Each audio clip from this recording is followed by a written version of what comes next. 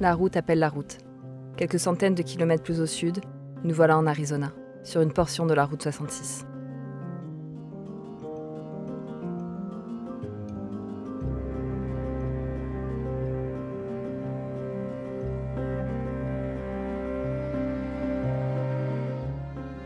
Pluie, neige et vent se mêlent dans la nuit obscure avant d'arriver le lendemain à notre première destination, Sedona.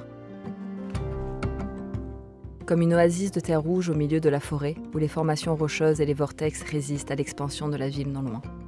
7 ans après notre premier passage, plus prisée mais toujours aussi séduisante, tout a bien changé. Mais loin du bitume, c'est bien la nature et ses secrets qui nous fascinent ici. Sedona, une des merveilles de l'Arizona.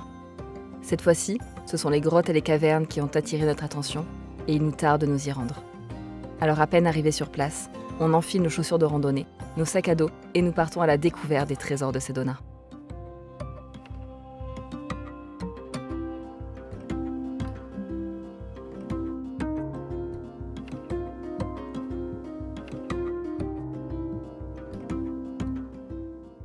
Le long de la falaise, d'anciennes habitations en ruine font leur apparition.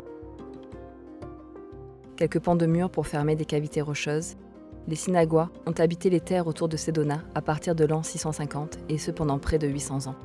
Aujourd'hui, il n'en reste que ces quelques traces hautes perchées.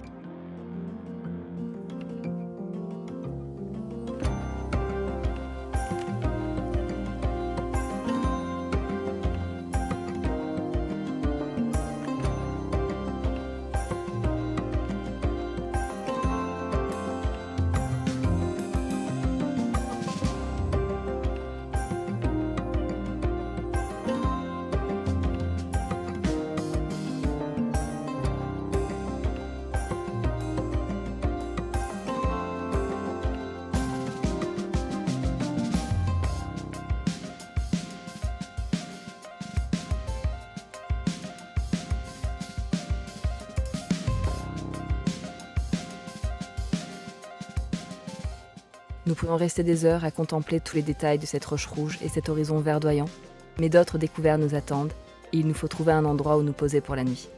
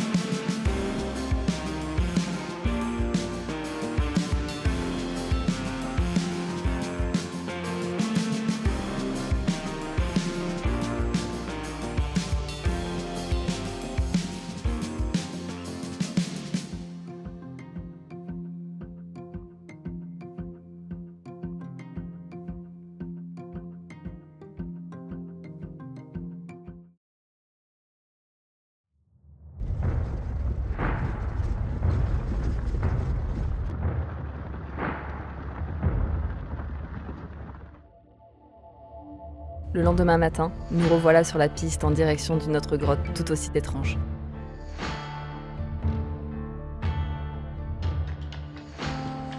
Levé à 6h moins le quart, sur le sentier à 7h. On a pris le parti pris de commencer la randonnée assez tôt, parce que par rapport à 6 ans, on trouve qu'il y a beaucoup plus de monde à Sedona. Oh, il y a une biche! Il y a 2 biches! Regarde les Bambi qui me regardent!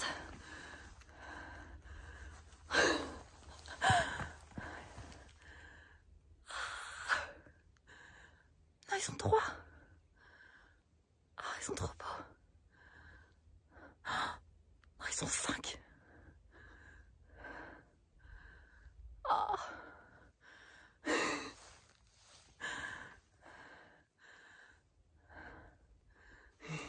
Non, ils sont plus que 5. Ah ouais, ils sont... 6, 7... Oh mon dieu, ils sont trop beaux. 6, elle nous a capté. Ouais. Faut dire qu'avec les oreilles qu'ils ont. Bon, je sais plus ce que je racontais, mais c'est pas grave. On a vu des bambis, je suis trop contente. C'était trop beau en plus. Ils étaient là avec leurs grandes oreilles, ils nous regardaient. C'était magnifique. Bref, on est sur le sentier tôt. Et puis c'est génial parce que du coup, il y a moins de monde. À vrai dire, il n'y a personne, on est tout seul. Il y a juste des bambis. Donc on peut observer les animaux calmement, tranquillement. Il y a une lumière qui est assez incroyable. Et puis voilà, que je vais me taire, parce qu'il y a peut-être d'autres bambous dans le coin.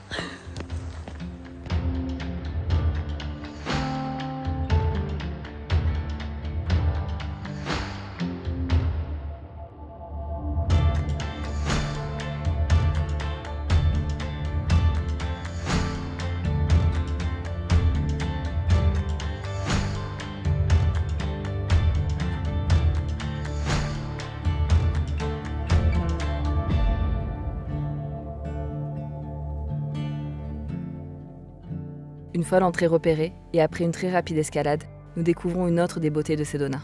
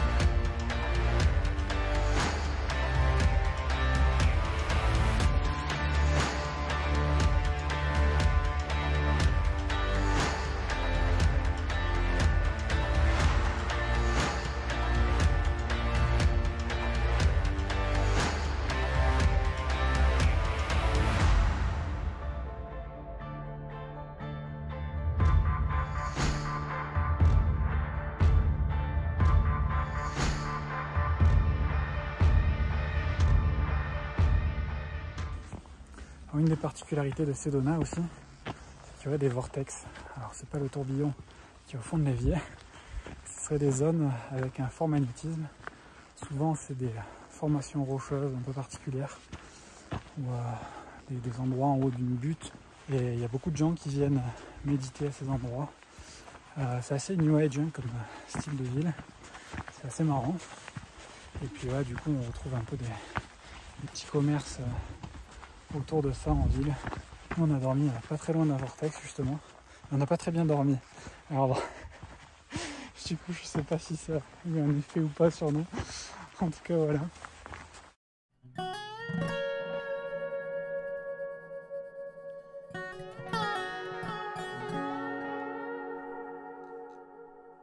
Même avec la dure et blanche lumière de midi, la roche dans les tons variants de l'ocre rouge au jaune se laisse apprécier, contrastant avec le vert de la végétation et le bleu du ciel.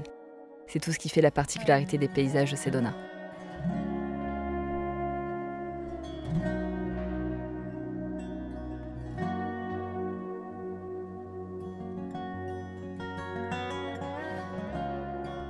Notre cher Popo, lui, se fond parfaitement dans cet environnement. Et c'est le soir venu que le panorama revêt toutes ses nuances.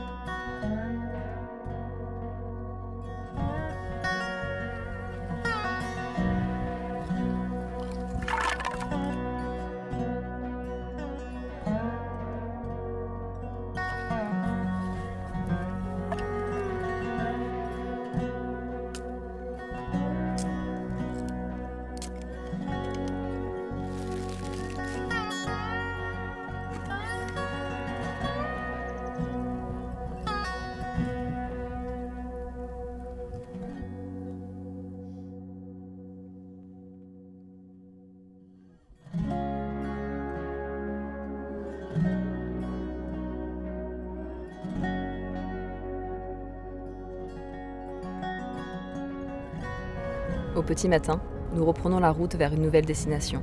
Et en chemin, une fois n'est pas coutume, les belles surprises ne manquent pas.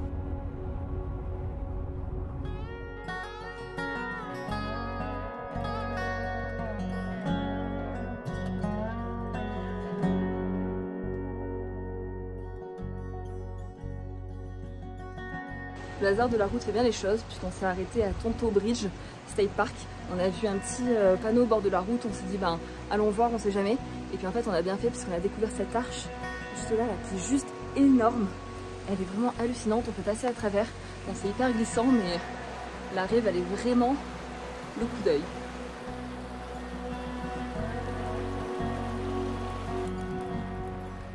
Il aura fallu des millions d'années d'érosion pour que l'eau façonne la roche de ce qui est le plus grand pont naturel en travertin du monde, laissant place à un dédale de roches tel un décor.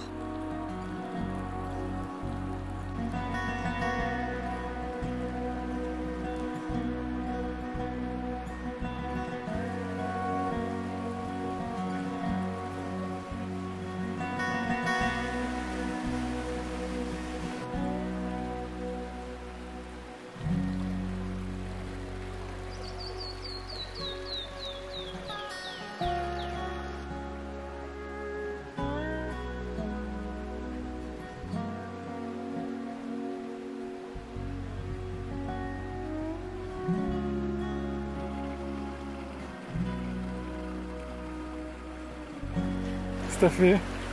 Rien. T'as glissé? Non. Pas du tout. Bon ben Tonto c'était génial, sauf que maintenant faut remonter. Et Popo a quelques difficultés parce qu'en fait on est en altitude, ce qui fait que on perd un petit peu de puissance. Et là ça grimpe sec. C'est quand même une pente à 21%. Soyons précis. Soyons précis, c'est marqué. Voilà. C'est marqué. Alors si c'est marqué, c'est que c'est vrai. Ah, mais la deuxième est un peu longue et la première est un peu courte. Du coup, c'est un peu compliqué. Voilà. Donc je pense qu'on va mettre un petit bout de temps pour remonter sur la route principale.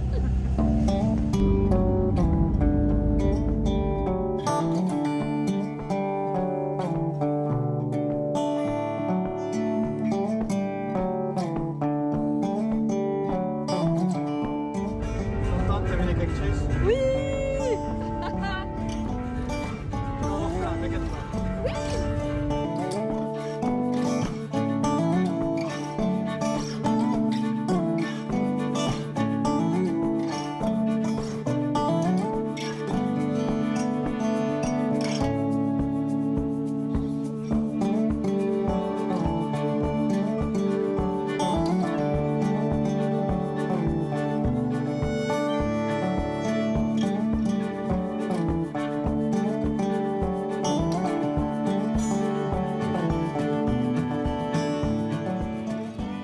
Direction le sud et la région de Tucson où nous attendent patiemment de vieux et piquants amis, certains âgés de plus de 100 ans.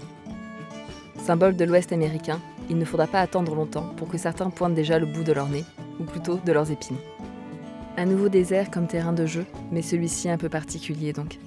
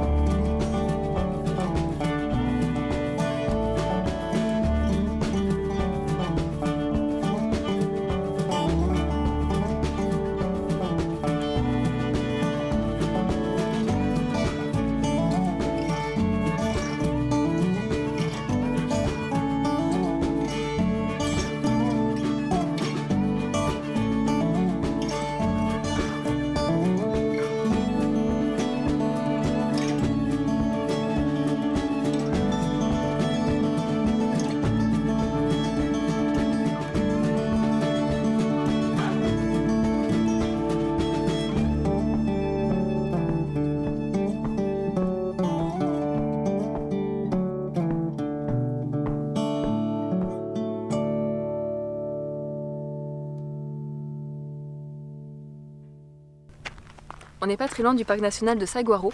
Ce parc, il abrite une variété de cactus géants que l'on appelle justement les saguaros et il se situe pas loin de la ville de Tucson où nous on a trouvé un BLM pour passer la nuit. Donc les BLM ce sont des terres publiques où on peut notamment camper gratuitement et pour ce soir on a trouvé un spot assez sympa avec ces grands géants autour de nous qui ont beaucoup de piquants. Alors faut dire qu'on les aime beaucoup et c'est pas pour rien qu'on est revenu les voir.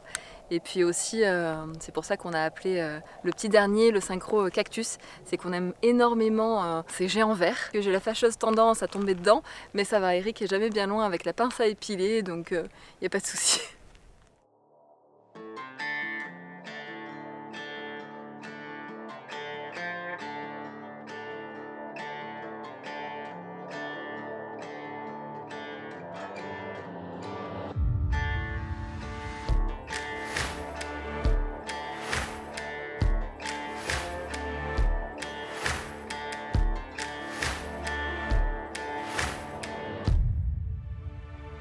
Lever de soleil flamboyant et couleurs changeantes, c'est un autre désert qui se dévoile sous nos yeux. Les étranges silhouettes des saguaros nous dominent et nous laissent imaginer ce que va être le reste de la journée.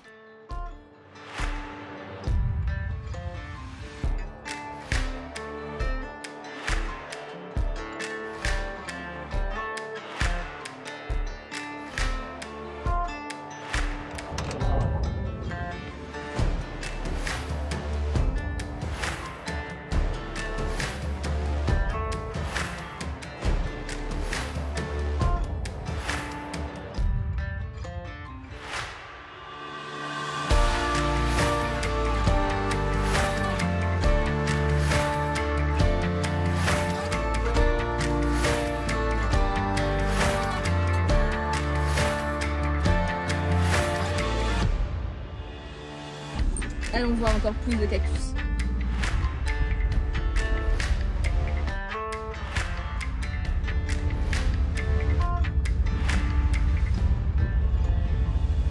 Alors ces saguaros, c'est pas la première fois en fait qu'on les découvre. Oula, il y a des petits trous sur la route. Donc ça bouge un peu. Je disais, donc ces saguaros, ce n'est pas la première fois qu'on les rencontre. Au contraire, on les avait déjà découverts il y a quelques années. Depuis qu'on est revenu aux États-Unis, c'est vrai qu'on refait un petit tour de ces endroits qui nous avaient énormément marqués, pour lesquels on garde de très bons souvenirs. Et ces cactus, c'est vrai que pour nous, c'est assez particulier parce qu'on avait été assez impressionnés la première fois qu'on les avait découverts en Arizona. Puis on les avait retrouvés une fois encore en Basse-Californie. Donc la Basse-Californie, c'est la petite péninsule mexicaine qui se trouve sous la Californie, qui pour nous symbolise énormément de souvenirs et de belles rencontres aussi, avec des gens qui sont notamment devenus des grands amis maintenant. Ce saguaro évoque beaucoup de bons souvenirs et donc dans pas longtemps on tourne à gauche pour aller au parc.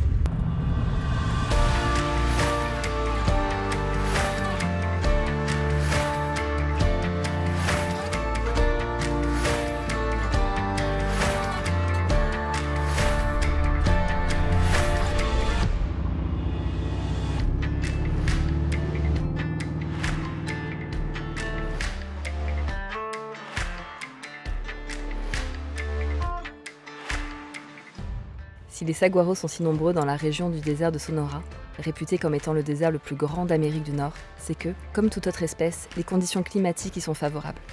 Altitude, température, hygrométrie, tout est là.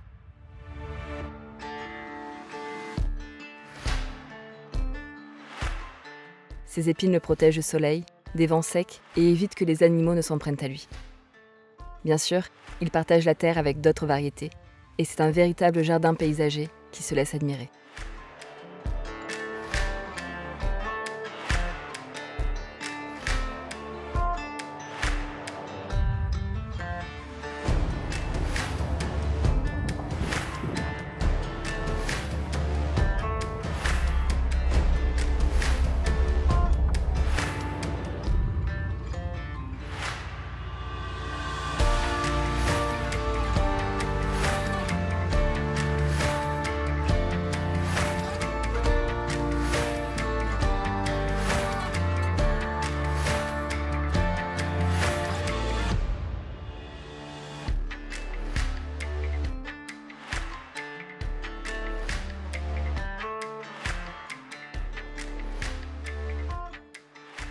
Alors les 6-8 premières années, les saguaros, ils grandissent seulement d'1 pouce par an. Ça fait à peu près 2,5 cm seulement. Et puis il faut qu'ils attendent 70 ans pour commencer à avoir des bras, un peu comme ceux qui sont là-bas. Donc ça veut dire que par exemple celui-là, qui n'a pas de bras, mais qui est quand même très grand, il doit avoir près de 70 ans quand même. Et puis pour les autres, ils peuvent aller jusqu'à 150 ans et faire jusqu'à 15 mètres de haut. Donc c'est quand même assez grand comme cactus et très piquant.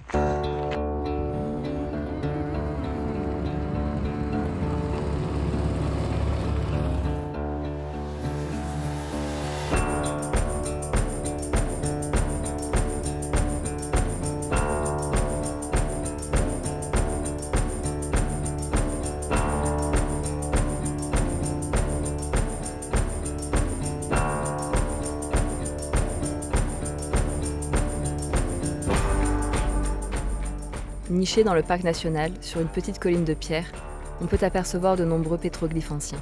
Preuve, une fois encore, que l'homme était déjà là depuis bien longtemps.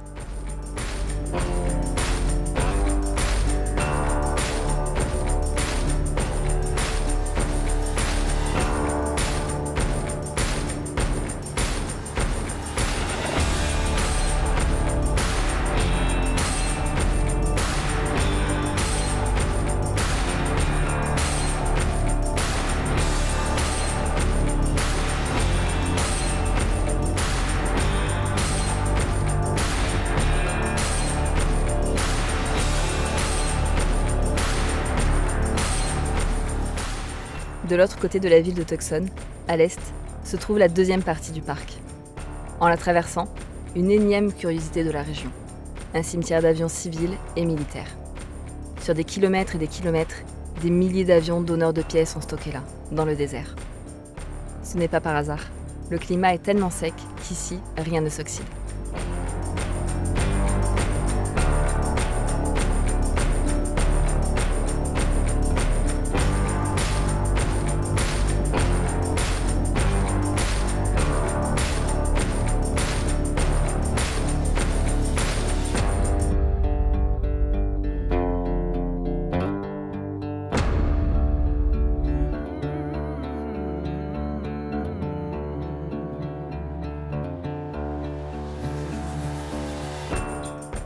Dans l'autre partie du parc, les saguaros sont moins nombreux.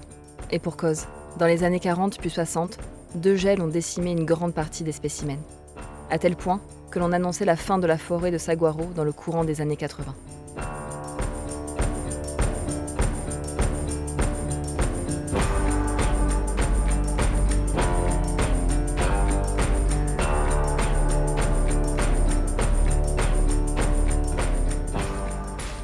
Mais contre toute attente, les géants se dressent encore vers le ciel. Un incroyable renouveau et un bel exemple de résilience dans le désert de Sonora. Le symbole de l'Ouest est encore et toujours là.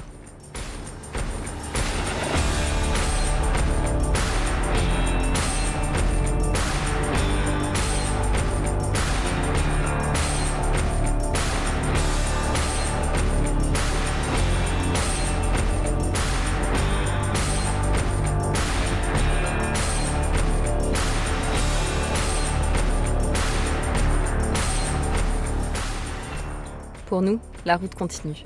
Prochaine étape, l'État du Nouveau-Mexique.